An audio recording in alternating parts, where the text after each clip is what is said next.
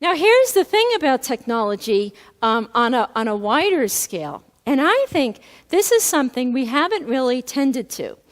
But modern science has basically dismantled sacred space. You know, if you go back to the ancient Greeks and the ancient writers, the sacred space was the space of the cosmos. It was the space nature itself had a place with sacred meaning. But modern science dismantled that by mastering the heavens, by mastering our understanding of the earth. And so we've had a loss of spiritual space in the physical world. We need that spiritual space because we are spiritual beings, and we will find it elsewhere. And where do you think we might find that? Cyberspace. The new space for religious or sacred meaning now has shifted from the natural world, conquered by science, to the world of technology. Cyberspace now can allow us to build, places of paradise in ways unimaginable.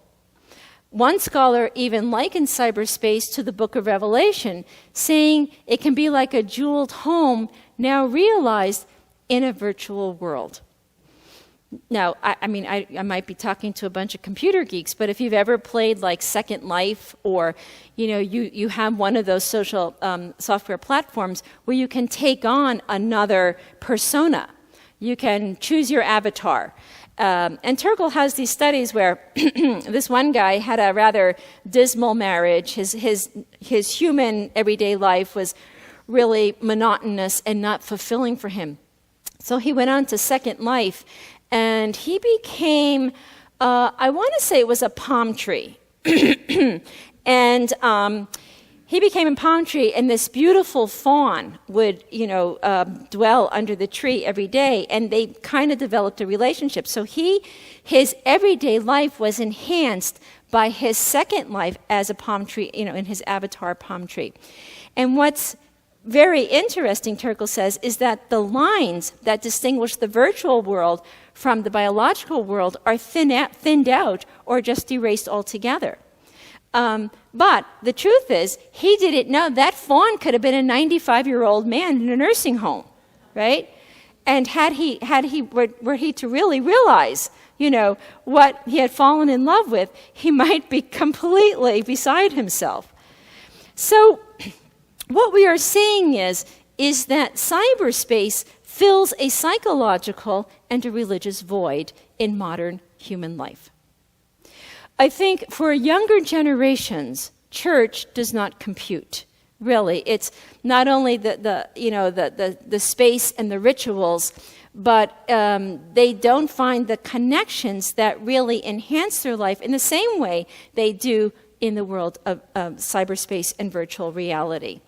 Again, I think it's nothing detrimental. It's just that they're wired differently. The brain is changing. That's really what I want to say here. And I think we need to just accept, something of that reality. We have never always been this way. Something is shifting right in our midst. We act as if we're all the same, and it's not true. Evolution is developmental time. The brain is very plastic. It's like an organ, like silly putty.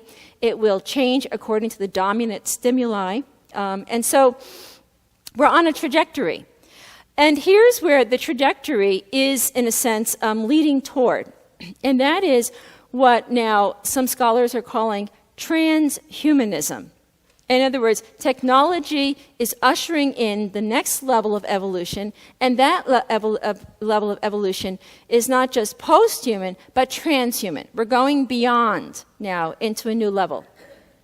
Just by way of aside, it was actually Teilhard de Chardin and Julian Huxley, the brother of Aldous Huxley, who coined the term transhumanism, but as a part and parcel of biological evolution. So we'll get back to Teilhard on this. What is transhumanism? It's the study of the ramifications, the promises, and even the potential dangers of the use of science and technology to overcome fundamental human limits. It is both intellectual and cultural because It affirms our desire to alter the human condition, but through reason, through technology to eliminate things like aging, suffering, death, to enhance our intellectual, physical, and psychological capacities. So if you're interested in being a transhumanist, you can Google transhumanism. It's now with the logo H+, Humanity Plus. Nick Bostrom is one of the founders. He's about 45 years old. And they have conferences every year, every few years, and it's really unbelievable, really, what they're envisioning. But I won't bore you with all this, but here's what's important for us. Transhumanists see that technology will radically change us in the future.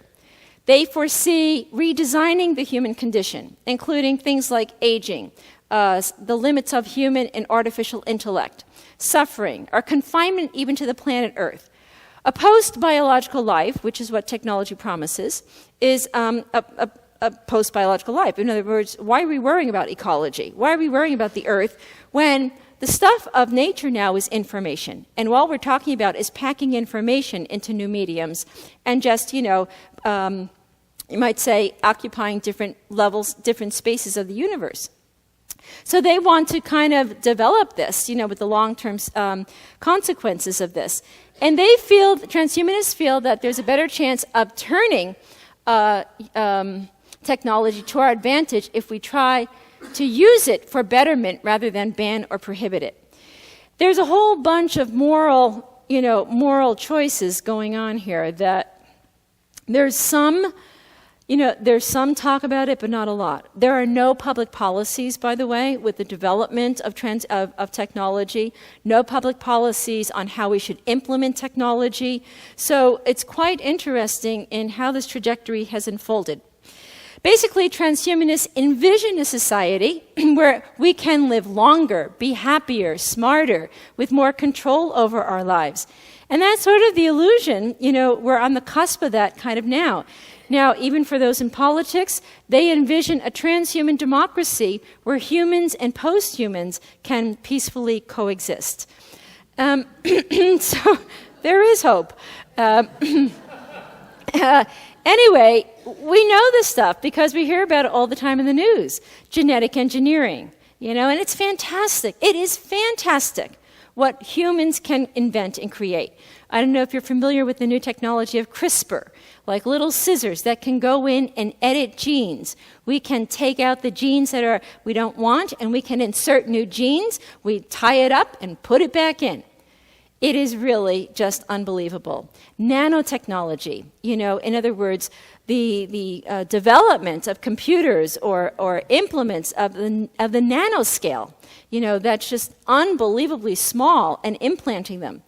Cryonics, people are trying to overcome death, and they are opting to freeze dry themselves. They'll go into a deep freeze until the year 3000, and then yeah, good luck. And then, of course, uploading. Yeah. So there's genetic engineering, genetic enhancement, germline engineering. So it's just, the reason I just kind of bring all this stuff up is because we are endless, and we have an infinite capacity to imagine and create. And if I might say this, I do have to give credit to people in technology because they have tapped into the human capacity to imagine and create. We have the ability to mathematically, understand the underlying structures of things. Religiously, we are boring. We have no imagination, no capacity to create. We're all about will God be okay with this? And I'm like, oh, really? Folks, you need to get your religious imagination up to par with your technological imagination. So this is cryonics, and there's a whole thing on cryonics. And we even think that nanotechnology can repair ice-damaged brains. In other words, if you go deep freeze and come up and your brain's a little, not in full tact, we'll fix that as well. So here's the motto. Technology will fulfill what religion promises. That's the underlying. In fact, there are studies that show, now it's not necessarily explicit, but a lot of American technology is built on basic Christian fundamental tenets of salvation and immortality. And basically, what they're saying is this is not only a new humanism, they're saying religion has failed. It has failed. You know, this promise of salvation, this promise of new life, resurrection, you know, a better world, look at it, right? Look at it. It's suffering, war, violence, violence, violence. It's not getting any better. So technologists say, we can make this a better world, and we have the capacity to invent and create it with technology. So, you know, Global Future 2045 is an initiative that recognizes we're standing on the brink of global change, and that in order to move to the next stage of development, we need both a scientific revolution, and they include there a spiritual revolution, spiritual changes, that they need each other. So, you know, technology doesn't entirely dismiss the realm of spirituality, but it is saying we need to rethink, you know, what this means for us as we look toward the future. Because part of transhumanists in its religious quest is that we can now enjoy something of like a cyber heaven online. We can perhaps even overcome our limits. I mean, look what science has done to us, technology. We have extended the lifespan. Today we can, you know, probably the lifespan is around 80 or 85 for women or so. It's probably going up to 90. I anticipate in another 10 years it'll probably be around 100. It will go up to 120. We will probably outdo Melchizedek at some point. You know, we will live longer. And then what? How many resources on this earth are there to sustain longer extended life? Who will benefit from this? Well, guess who? Those who can afford the technology. And if you can't, well, I guess you're just, you know, by the wayside, right? So it is a type of filtering out of the human community into who will inherit this earth in the next level of development. Dan Crevier, who is a computer scientist, argues that artificial intelligence is consistent with Christian belief in resurrection and immortality. He says Christ was resurrected in a new body, why not a machine? You know, who's to say how we will resurrect? Andre Jacqueline said that the development toward technosapien life, which is this next level, might be regarded as a step toward the kingdom of God. What else can we say when the lame walk, the blind see, the deaf hear, and the dead are at least virtually alive? So the lines between technology and religion are very, very thin. And what Ray Kurzweil, that incredible, brilliant futurist and inventor, anticipates that in another 30 years, we're talking 30 years, all right? 30 years ago was, what, 1987 or 1997? What? 87. 30 years from now, he anticipates crossing this threshold with technology where we will be so wedded with our technologies, there will be a seamless web between them, that we will have what he calls cross the singularity. It'll be a new singularity, like a new Big Bang, so to speak. And they will be, in a sense, thinking for us. We will be able to download our brains, you know, personal immortality by mind transplant. And you think, okay, now we have crossed the line, right? But, you know, movies like Transcendence are grappling with this. You know, what if?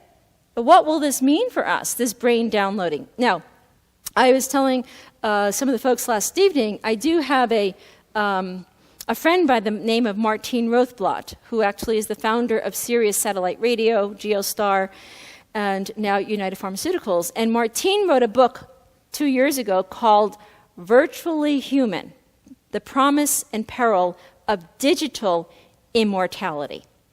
And what Martine anticipates, and she says, this is the founder of satellite radio and Geostar, no doubt, she said, brain downloading will be a reality for us. It's not a question of will it or will it not, it's just a matter of when. And so I'm just going to go one more slide and I'll back up. She anticipates a whole new range of devices, language, mind clones, mind files, mindware, where, in a sense, our brains downloaded onto computers could be placed maybe on chips. We can store them on cards, like our Visa card, You can have memory problems. You just go and get your card, and they'll just kind of fix it up for you.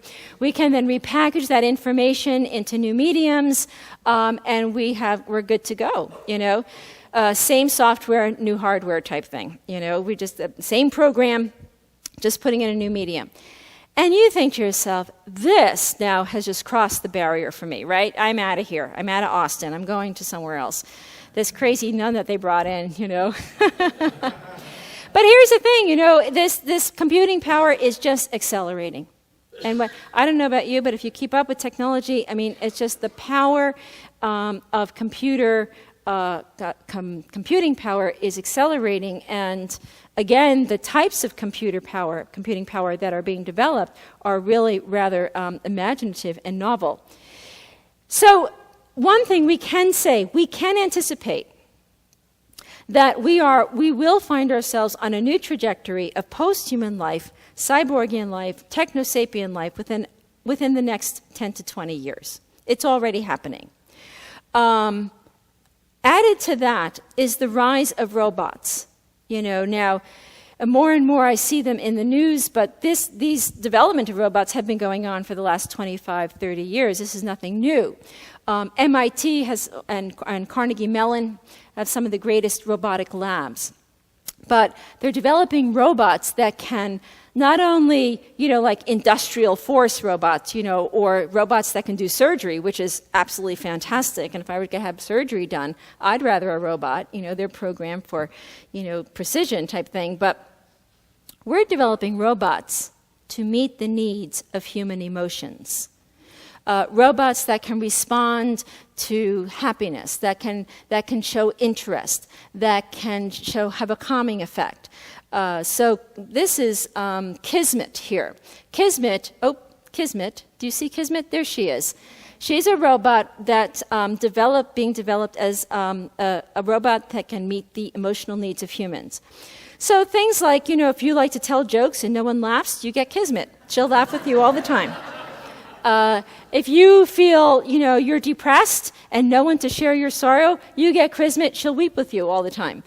So we are, in a sense, developing robots that can help us or meet our needs without challenging us. That's what they do. They will simply be programmed to do what, we programmed them to do. Now, we don't have internet here, right? So I'm not able to show you these links, but since you'll have the slides, you can check them out.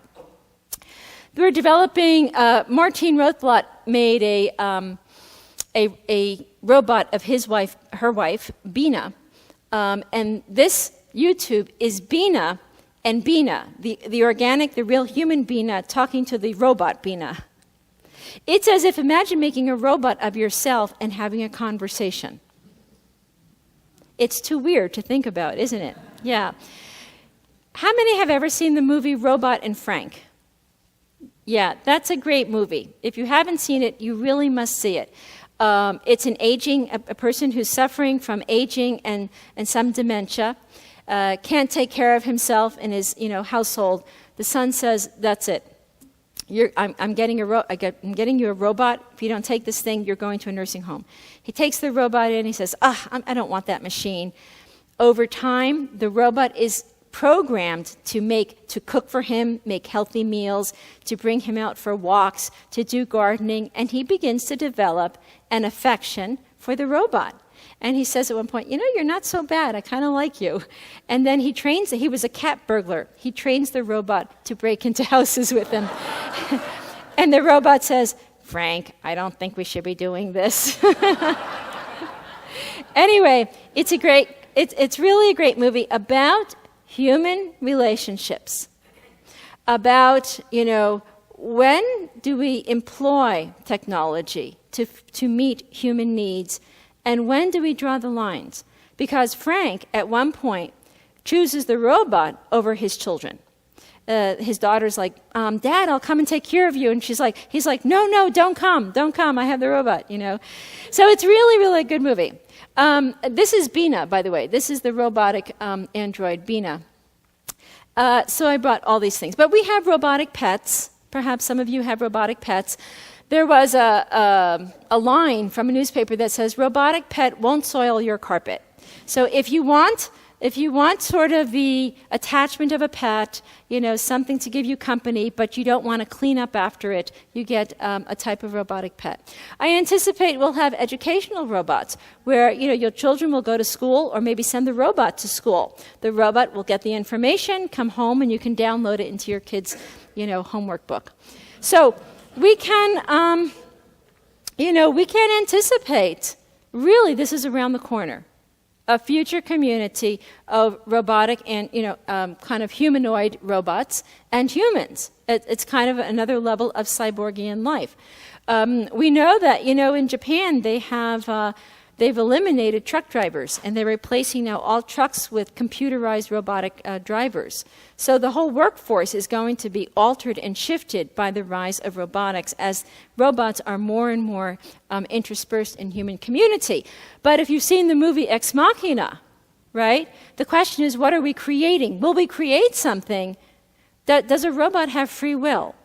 Can a robot love unto death? Can a robot give his or her life for someone else?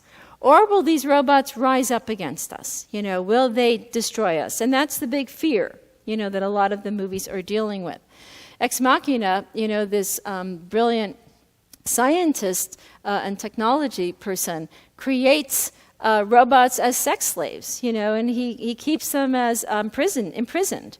And it's really worth seeing this movie. Anyway, I don't want to go into that too much. But here's what we know about nature. God makes things to make themselves. Thank you, Thomas Aquinas. And for some reason, we have lost, I think technology has come to know that in its own way, but somehow at large, we lost sight of this. That self-making is written into the very heart of nature. Nature is technological. Nature will find means to create, to invent, to do new things. That's how evolution, in a sense, also proceeds. So here's our friend. We're back to Teilhard. We always got to get him in there. But Teilhard lived at the dawn of the computer age. And what he saw, this is around 1950, he saw that we are up against a brick wall biologically. He said evolution has proceeded where we have basically now occupied every corner of the globe. There's no place for diversification now to go. And so he said the success of our evolution, the next stage of it, will be determined not by survival of the fittest, but by our own capacity to converge and unify. There's only one way to go forward, he said, and that's by coming together. And funny enough, technology, Google and Facebook certainly have something of that implicit in it. But what Teilhard, began to realize is that the computer can really play a significant role in this evolutionary process. So he coined a term called the noosphere. It's the level of mind. And he says we should consider interthinking humanity as a new type of organism whose destiny it is to realize new possibilities for evolving life on this planet. So what he foresaw with the computer is interthinking. We would think together. But I don't think we have quite attained that level. We have hyperinformation. We have brain fatigue from hyperinformation. What he envisioned were thinking together for the life of the whole, what he called planetization, that we could realize new possibilities here. And what he did foresee is that, he says, before the human, It was natural selection that set the course of morphogenesis. Natural selection influenced what new forms would emerge. He says, now after humans, it's the power of invention that begins to grasp the evolutionary reins. So he got that part. He got that the fact that humans have a capacity to think, to reflect, to create, to invent. And that's the next stage of evolution. So he puts this in the broad sweep of evolution. And this is where I think technology today is missing. You know, in other words, it's sort of imbued with its own power, but it lacks the bigger vision of evolution, cosmic evolution. So Teilhard puts us from cosmogenesis into biogenesis into noogenesis. And here we are now on the level of noogenesis, but without losing vision of cosmogenesis and biogenesis. Let me see if I have... the whole thing for him is Christogenesis. The whole thing is the birthing of Christ, including now the level of the technosphere. So what he saw is that this computer technology is ushering in a new level of consciousness. Well, that certainly is true, right? I mean, we know so much more today about the world. I mean, we know about the people, and we are aware about what's happening in Aleppo, what's happening in Afghanistan, what's happening in sub-Saharan Africa, what's happening in Russia. We have a new consciousness of belonging to an earth. And that's what Teilhard saw, that this kind of new kind of mind is emerging. But are we on a level of unification? And that's where I think he could only speculate without realizing. Because the noosphere, for Teilhard, the level of unification requires a convergence of psychic energy. In other words, it requires a new level of consciousness where our minds are sort of harnessed together on a new level of thinking and loving. And that, he thought, would be the new level of complexity. You know, that whether we're in Africa or Ireland or Europe, we would, in a sense, come to a new level of heart and mind and begin to, in a sense, think about ourselves together in a new way. And that's what he can only, again, speculate, kind of a higher level of interconnectivity. There's the slide I was looking for. So he sees this whole thing as part of the emergence of Christ. But here's also, Teilhard was a scientist. And what he said at one point, he says, science will face its own limits, and the human person will have to choose between science and unanimity. We have placed all our stock and barrel in science and technology because, you know, in religion, we have interiorized and individualized, and so in many ways privatized. And for the most part, we do condone that science and technology will be our panacea. It will be our cure-all. But what Teilhard says is science is not an end in itself. It never was. If you go back to the history of science, it was never an end in itself. Science was always, you might say, at the service of philosophy, of not just the how question, but the why question. So science said, Teilhard said, science must aid the deepening of spirituality.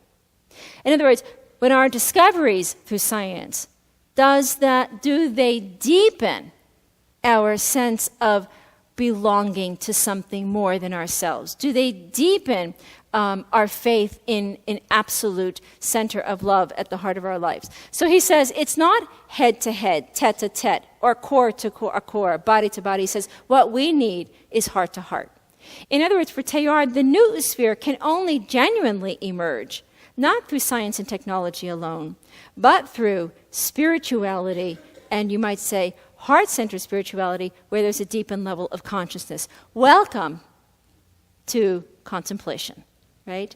That's the missing piece of our technologically driven world. So Teilhard saw the role of technology as one of convergence, but drawing hearts and minds and forming that collective mind. So he says integral to the noosphere is the necessary role of love. does technology deepen within us the role of love? And what we're finding today is, no, just the opposite. It's thinning out our capacity to love. It is isolating us from deep relationality. And Teilhard says, this role of love must be our inward horizon of a cosmic spiritual center, and that's where God emerges. So what he envisioned was not so much transhumanism.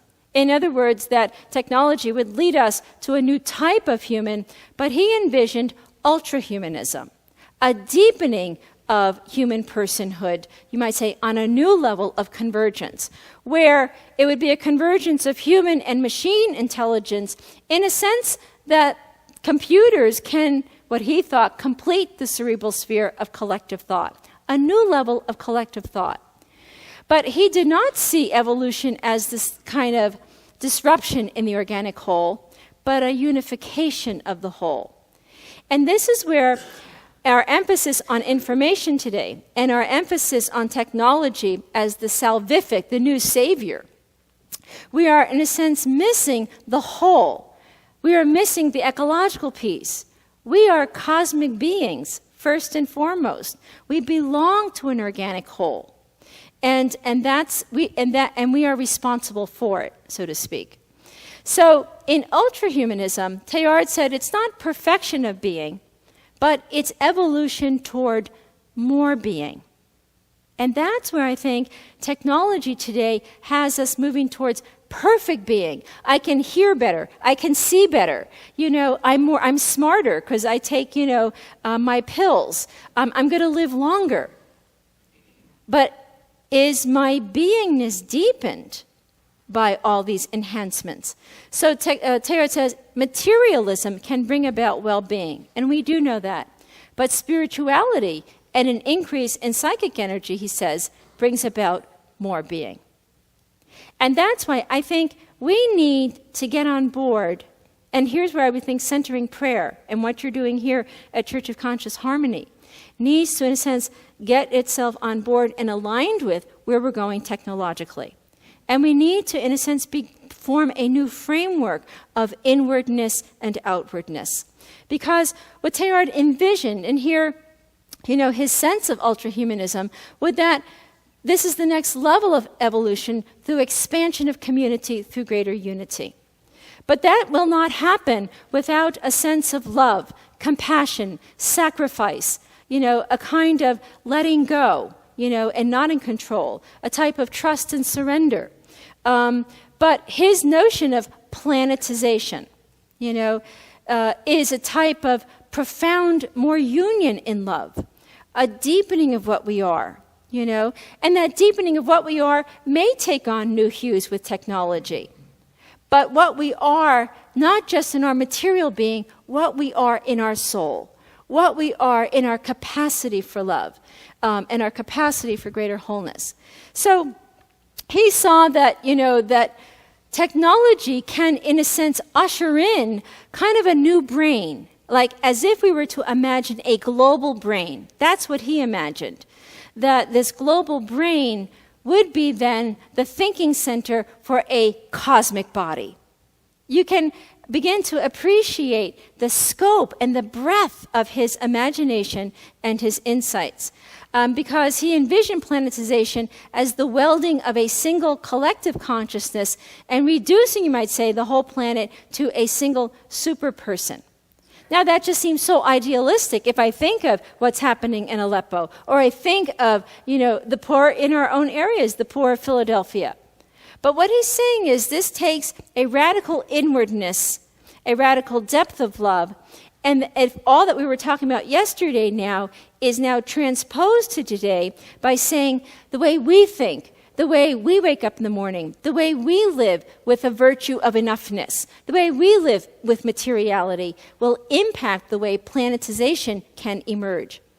And it's a type of transformation without denying human individuality. So, he's thinking of a forward movement of spiritual energy, a maximization of consciousness, a complexification of relationships, and greater consciousness. a lot of big terms, but they're already, the seeds of these things are already embedded in a lot of what we're doing. It's that we have not been conscious of what we're becoming. And that's the thing. We're not conscious that technology is impacting human becoming. That technology, you might say, wedded to contemplation. And what that means for us, I have no idea, because that's what we have to create. We must invent and create a new level of inwardness and forward movement. So, and this is what, I'm showing you this for this image. This is how someone imaged a planetization, a new interthinking humanity. A cosmic face with a cosmic mind, new possibilities for evolving life on Earth. So what we are saying through all of this, and I never gave you a break. Oh my God, and you've been sitting here so good. I'm sorry, but we're almost done. So what we're saying here is we are wired to be active players in evolution. And here's where I find religious people have been entirely too passive, entirely. And we have this idea that God will do it for us, or I just have to do my little part and God will take care of the rest. And what we are saying is, no, we are evolution. We are evolution now on the level of self-consciousness. God is now vulnerable in love in this level of evolution. And we must make a choice for love, for unity, for something new ahead. And so if I can just add this last section here, the problem with technology is even as I look how we begin to respond today, very quick answers, how we think is changing. We don't even think anymore. We're just emotionally reactive. Everything's a poll, yes, no. Like, not like, like, dislike. Thinking is a contemplative act. Thinking is to take the experience of our encounters and to take them in and to reflect on them. So even Martin Heidegger, who really had some caveats, on technology, said it's not so much how to act with technology, but how to think with technology. And here's where we haven't given a whole lot of attention or thought. Because he says it's by way of thinking that we first learn to dwell in the realm of being. And that's what contemplation is doing. You are, in a sense, letting go. Thought is now in this beingness, And that thinking, there's germination even in the sub-levels of, the deeper levels of consciousness taking place, where we don't have to have instant answers or, quick reactions. And the problem is we've developed an educational system that warrants against contemplative thinking. This is my friend John Hoy says, our educational system is like cardboard boxes in a room that someone fills with mental stuff. The knowing process is not, but the knowing process, to know, does not mean the grasp and regurgitation of facts. And we've developed an educational system of information. Anyone who teaches will know that. The student asks, tell me what I need to know for the test. Tell me what I need to know. They'll memorize it, spit it out, and it's done. Or it's a multiple choice exam. So we don't know how to think. And thinking is what makes whole. That's what Teilhard realized. It's a dynamic engagement of the mind. That's what Catholicity is about. Catholicity, this love thing, is thinking unto love. We think so as to unify, and the more we unify, the deeper our love. And this means having a grasp of our own self, the who am I, the Merton discovery of God and self, and a grasp of our own self-consciousness. So thinking requires interiority. As Hoy says, the mind is not a cardboard box to fill. We need to engage reality, living into the questions of our deepest desires. We're living today almost like as a survival tactic. Will I survive? And what do I need? We're sort of like the ship is sinking, and do I have enough supplies in case it goes down? We're not thinking, you might say, out of our deeper desires into a higher or a new level of life. So concepts, we let others do our thinking for us. Tell me what I need. Here's the formula. That's why even for church, even for God, even for the things we have known, it's not formulation, and I know you know this here, but, the whole dogma, this is what Jesus Christ is. This is who God is. Memorize the formula. Do not, please add anything to it, because this is it, okay? And we've let someone else do our thinking for us religiously. But notion is an encounter, right? With an encounter with a reality with unrestricted wonder. And an unrestricted wonder. Attention to the real as an act of engagement. That's where God, the living God, is really found. And so thinking is that which makes wholes. And we have developed a culture of information that thinking has become something unique, something like a specialty. Now I'm going to go past these things. It's a left brain, right brain thing, right? We're very good on being rational, analytic, reduction, and linear. We're very good on information. Knowledge is right brain. It's intuitive, synthetic, integrative, nonlinear, right? We're constantly taking in our experiences. We're sifting through them. How do you think the ancients came to some of these great insights that we've inherited? How do you think the mystics came to these great insights? They were not analytical and reductionist. They were experiential. They took that experience in and they sifted through it. And that's why what Teilhard says is we need to build the soul in a technological age. That's what's missing from the technosphere. We're building robots and not soul. And therefore, thinking is therefore knowing in a way that we bring the dust of our experience into a new unity. Build the soul by bringing our scattered elements of experience into a unified whole. The world will go forward into a new level, but not from information per se or from Google. It will go forward from a deep inner center of depth and soul, of psychic power and spiritual energy. Because what Teilhard realized is when the mind can engage reality as a question. See, we're so information driven, we always want the answers, right? And even here, is this the right thing to know? Is this the right thing to do? The mystic, the spiritual seeker, never has answers. We always engage the question. And rather imposing prefabricated answers on the reality, then we can begin to participate creatively in the future. We have to sit with this to know who God is and will be in the 21st century. We have too many defined notions of God. We have too many defined notions of spirituality. We must engage with unrestricted wonder, the experience of our age. Because what Teilhard thought is to think is to unify, to form new unities without which the world could not be formed. So we're going to get back to this this afternoon, but we're on, and I think, this is why I think your church has a significant role to play in the 21st century.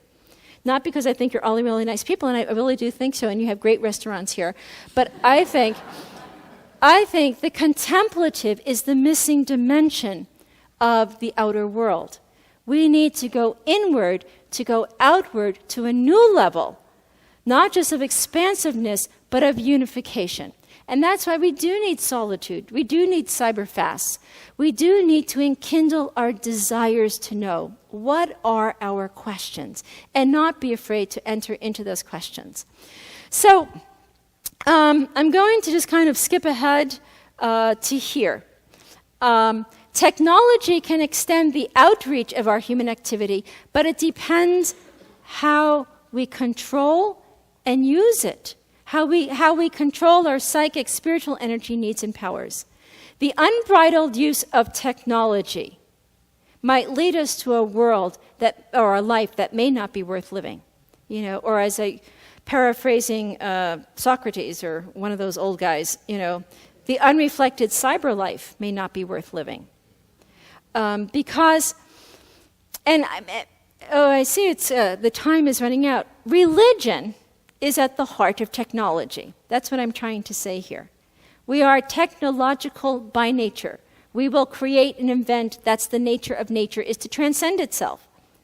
And if we don't find God in the midst of our creations, then we're going to wind up with something that looks like this, fearful and vulnerable. And that's, in a sense, where we are right now. We've left God out of the picture. We've left religion out of technology.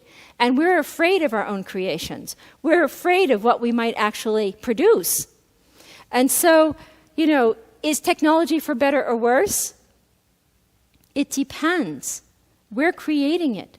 We give the value to it. We use it for what we hope for and what we desire.